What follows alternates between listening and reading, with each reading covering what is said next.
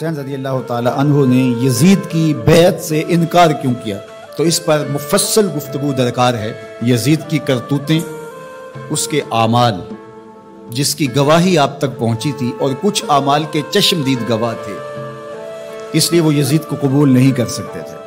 آپ نے بیعت یزید سے انکار کرتے ہوئے کہا مثلی لا یبایع مثلہ، لوگوں میں بیعت یزید سے انکار اس لیے کر رہا ہوں کہ میرے جیسا شخص اس جیسے شخص کی بیعت نہیں کر سکتا۔ یہ دو لفظوں میں پوری گفتگو کا خلاصہ آپ کے سامنے رکھ رہا ہوں۔ مثلی لا یبایع مثلہ، میرے جیسا شخص اس جیسے شخص کی بیعت نہیں کر سکتا۔ اگر امام حسین یزید کی بیعت کر لیتے، قیامت تک ظلم اور جبر کے ساتھ مفاہمت کو سند جواز مل جاتی۔ لوگ کہتے جب نواسہ رسول نے یزید کو قبول کر لیا، اس شخص نے یزید کو قبول کر لیا، اس کے ظلم، جبر اور زیادتی کے باوجود، جس کو گٹی رسول نے دی تھی، جس کے کان میں اذان اور اقامت رسول نے کہی تھی، جس کو اپنا لعاب حضور منہ میں دیتے رہے، جو حضور کے کندھوں پہ کھیلتا رہا، حضور کے سینے پہ بیٹھتا رہا، حضور کی آغوش میں کھیلتا رہا، حضور علیہ الصلوۃ والسلام نے جس کی تربیت کی اور جس کو دنیا پر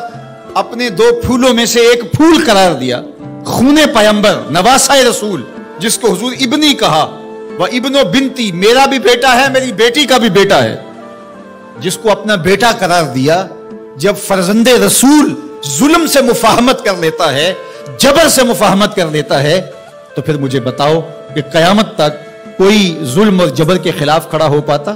ایسا راستہ کھلتا کہ بند ہونے کا نام ہی نہ لیتا۔